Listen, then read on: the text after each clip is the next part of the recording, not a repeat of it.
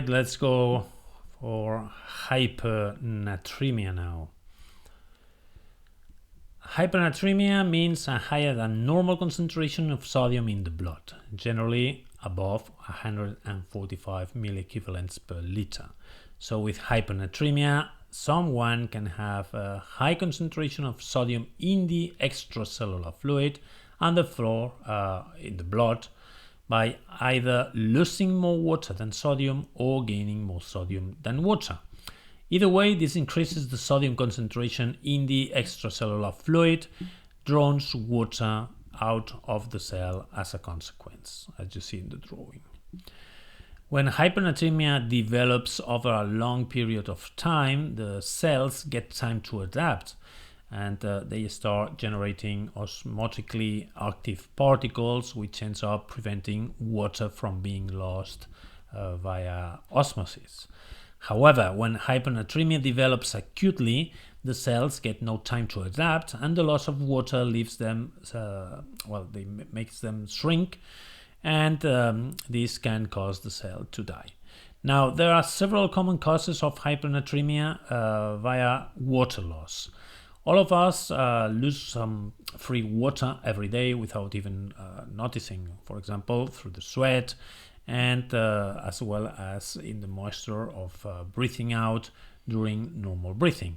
Under normal conditions, this loss is replaced by water we drink, but this balance can be tipped when you have a high fever, for instance, or if you exercise heavily in hot weather.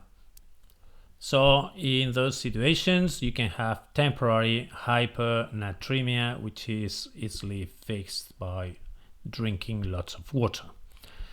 Another way that the body can lose free water is through the kidneys. When the nephrons filter blood and form the urine, some of the water in the filtrate is reabsorbed in the distal convoluted tubule and the collecting duct. When you are dehydrated, the hypothalamus releases antidiuretic hormone, which is also called ADH or vasopressin, which acts on the receptors on the nephron to boost its ability to reabsorb water. So, if there's brain damage affecting the part of the hypothalamus that controls the release of ADH, then ADH levels could fall and the nephron wouldn't reabsorb much water, meaning more fluid gets lost and the urine becomes more dilute and the sodium concentration in the blood gets more concentrated. This is called central diabetes insipidus, as you see in the red level in the center. Because it's called like this because the fault lies centrally in the hypothalamus. Another possibility is that the hypothalamus makes normal ADH, but the receptors in the kidney stop responding to it. This time the fault is in the kidneys, so it's known as the nephrogenic diabetes insipidus. All right, the second red level. Again, the urine becomes dilute in this case, and the sodium concentration in the blood becomes concentrated. Alternatively, there might be brain damage that only affects the thirst center, okay, which is located in the hypothalamus, rather than the ADH secreting part of the hypothalamus. Here the kidneys aren't losing water, but the person drinks too little water because the person doesn't feel thirsty, while still losing some through the sweat, urination and breathing. Again, this results in hypernatremia. In rare cases, when there's major damage of the hypothalamus, ADH may not get released and the thirst center may be destroyed, which means that the person will lose a lot of water in the urine and still won't feel thirsty, which is a very, very dangerous combination. Instead of water loss, hypernatremia can be also caused by sodium gain. This happens most commonly when a patient is in the hospital and is being treated with sodium intravenously to help increase their sodium levels. And too much is given too quickly to that patient. Occasionally, this can also happen simply because somebody's diet has too much salt. But in either situation, the kidneys usually do a very good job of getting rid of too much sodium. So it only usually happens if there's also some sort of kidney dysfunction alongside these conditions, these problems.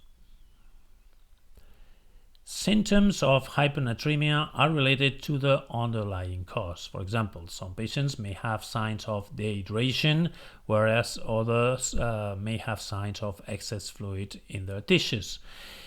Individuals with central or nephrogenic diabetes insipidus also have polydipsia, which means they drink a lot of water to make up for the losses. Long-standing hypernatremia typically causes few symptoms because the cells have a chance to adjust, whereas in acute hypernatremia can cause cell death, particularly in the central nervous system, resulting in very serious problems like altered mental status, seizures, or even coma. The first step in diagnosing hypernatremia is to figure out if a patient's intravascular volume is low, that is hypovolemic, or normal, that is euvolemic. If a person is hypovolemic, there's usually drinking 2 liters of water or sweating too much, like in a hot day, right? In this situation, the kidneys are trying to hold on to water by peeing out thick, that is concentrated, they have a concentrated urine about 600 milliosmoles kilogram or higher, and at the same time the kidneys are also trying to preserve sodium, so they have a urine sodium concentration less than 20 milli equivalents. If in a hypovolemic patient the kidneys aren't functioning right and are losing sodium, then the urine sodium concentration will be higher than 20 milli equivalents, and this could be because as a result of medications like osmotic and loop diuretics or even kidney disease. On the other hand, if a person is euvolemic, then it's usually because their kidneys are dumping water, like in diabetes insipidus.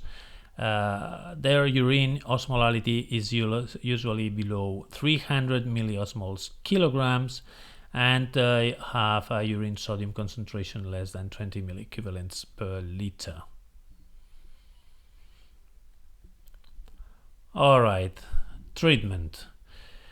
Treatment of hypernatremia depends on the underlying cause, like always, but ultimately the goal is to reduce the sodium concentration. Okay, so we have to do an effort on that sense. For the case of central diabetes insipidus, desmopressin is usually given to make up for the lack of ADH in the blood. All right, these people have a defect in the release of that hormone. For nephrogenic diabetes insipidus, drugs like thiazide diuretics can be given to increase urine excretion of sodium. Okay, so you give diuretics, they lose water but also sodium. If intravenous fluids are to be given, it has to be done carefully, always very slow, to avoid complications like cerebral edema, which is very severe. All right, so this is all for hypernatremia, and I'll see you now in hypokalemia, which is the lack of potassium.